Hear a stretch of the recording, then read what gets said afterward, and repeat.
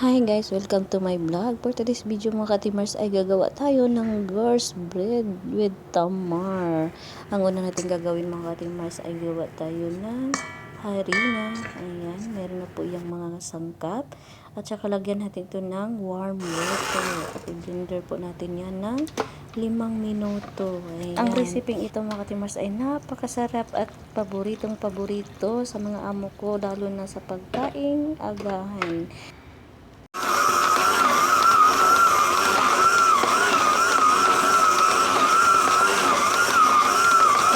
Tapos nating i-blender mga ka-timars ay atin na siyang kukunin. Ayan, maglagay lang tayo ng kunting mantika sa kamay para po ay hindi didikit.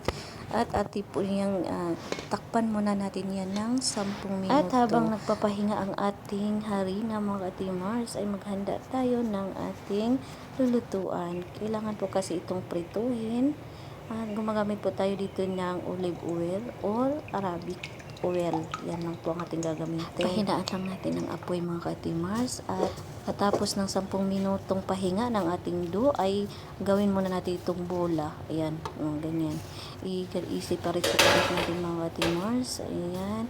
At takpan muna natin ulit ng 20 minutes bago natin prituhin. Pagkatapos ng 20 minutes ng pahinga ng ating dough ay gawin natin itong i-flat lang natin mga ka-timars. Ayan, bago natin i-prito. Ayan, madali lang talaga ito mga ka-timars.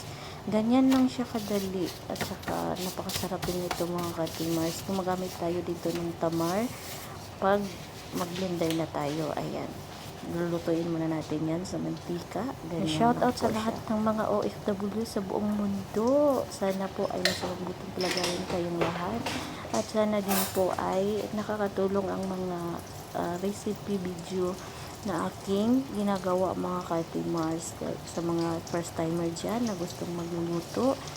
Maraming salamat sa inyong panonood. At marami ding salamat sa ating mga subscriber dyan, sa mga nag-like at nag-comment. Maraming salamat sa inyo. Pagkatapos natin lutuin at pritohin yung mga ka-timars, ayan, ganyan-ganyanin lang natin siya. Pagkatapos nito ay ating i-blender para po ay halagyan natin ng tamar. Dito sa ibang bansa mga ka-timars, lalo na dito sa Middle East, bihira lang talaga kumakain dito ng kanin. Tanging ang Pinay lang ang kumakain ng kanin talaga. Alam mo naman, kapag Pinay, rice is life talaga yan. At yun na nga mga ka-timars, pagkatapos natin prituhin ay ilagay natin sa blender at lagyan natin ng tamar. Ayan. At i-blender natin yan mga ka-timars. Yan na, ready to serve na yan. Maraming pong salamat sa inyong panonood. At sana po ay may natutunan kayo sa recipe natin for today. Ang tawag po nito ay girls with tamar recipe mga ka-timars.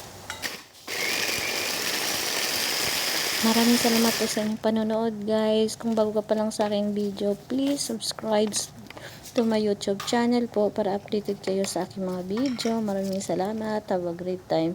See you for my next video guys. Bye bye.